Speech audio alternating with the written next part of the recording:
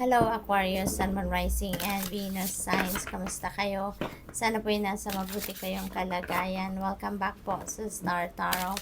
Kung bago kayo dito, welcome din kayo. Thank you sa inyong support. I truly appreciate it. God bless you all. Aquarius, pauna mensahe ninyo, passion.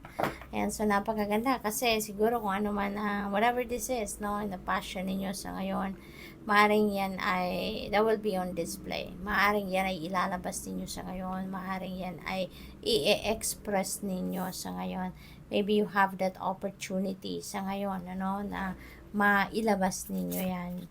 We have manifestation. Ayan, so you are on a higher energetic frequency sa ngayon at you'll be able to manifest, no, whatever it is that you want to manifest in your life. Maaring may mga goals kayo sa ngayon, may mga dreams kayo that you are going to to manifest or bring to reality, no? What else? We have freedom. Ayan, so magiging malaya na kayo, Aquarius, which is really good kasi tatanggalin nyo na yung sarili ninyo doon sa sitwasyon na um, yung maalis na kayo doon sa restrictive energy, no? Merong nagko-control siguro sa inyo, merong nagho-hold back, no? Para gawin ninyo ang mga gusto ninyo. So, now you are going to reclaim your freedom, you are going to reclaim your power over yourself, okay?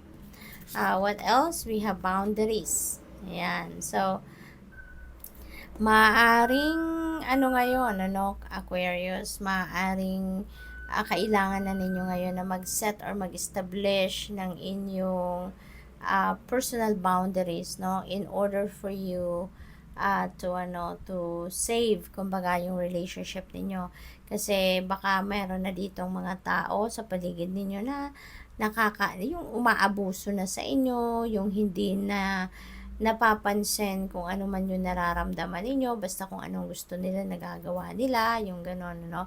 So by establishing your healthy personal boundaries, no, you'd be able to save that relationship, whatever kind of relationship that is, no?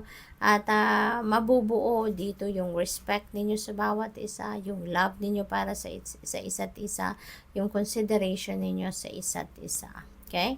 So, what else? We have life purpose. Ayan. So, ang iba siguro sa inyo ngayon, you are stepping into your life purpose. You are stepping into kung ano man yung mission ninyo sa buhay sa ngayon. Siguro you are being invited ngayon to step into it at gawin ninyo kung ano man yung mission ninyo sa buhay sa ngayon. At maaaring na-figure out nyo na kung ano yung mission ninyo sa buhay. And maybe ito na yun, no? Baka magagamit ninyo ang inyong passion para magawa ninyo, ma-express ninyo kung ano man ito, no?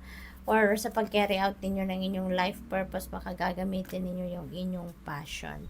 So, we have willpower. Ayan. So, magagamit nyo na ngayon kung ano yung kagustuhan ninyo. Siguro, magkakaroon na talaga kayo ng freedom ngayon, and you'd be able to, to express na kung ano ang gusto ninyong ma-express. Magagamit nyo na ngayon or magagawa nyo na ngayon kung ano yung gusto ninyo, anong naiisip ninyo, yung ganon. We have justice. You are getting what you deserve, Aquarius. Kung ano ang para sa'yo, okay? Kung ano ang para sa'yo, yun ang makukuha ninyo. Kung ano ang deserve ninyo, yan ay makukuha ninyo. Balance also will be back in your life, okay? Mababalansin nyo na ang lahat sa buhay sa ngayon, okay? Magiging maayos. Things are going to be organized. We have new beginnings. Meron mga bagong simula. Meron mga bagong chapter sa buhay ninyo na mabubuo or tawag dito, sisimulan, no? Sisimulan ninyo sa ngayon. So, there are new doors opening up for you sa ngayon.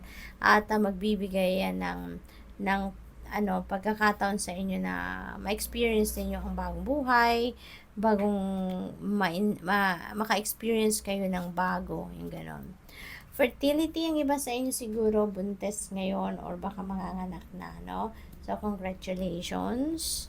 What else? We have clarity. You are also getting the clarity of mind that you are seeking. Siguro ito yung kailangan ninyo para makapag-desisyon kayo. Siguro kailangan ninyo ngayon ng kalinawan sa inyong isipan, enlightenment, yung ganon, ano? What else? We have trust. Magtiwala lang kayo. No, huwag kayong matakot, no, sa mga pangyayari sa paligid ninyo or sa sitwasyon na papasukin ninyo sa ngayon. Magtiwala lang kayo sa inyong sarili, magtiwala kayo sa Panginoon, magtiwala kayo sa divine plan. Okay? At pag nagtitiwala kayo, ibig sabihin nagsusurrender kayo, no? And when you are surrendering yourself to the divine, makakaasa kayo na everything will be smooth sailing. Makakaasa kayo na everything will be in order. Kung ano ang kagustuhan niya, yun ang mangyayari, no? So good luck. Thank you for watching Love and Light. Namaste.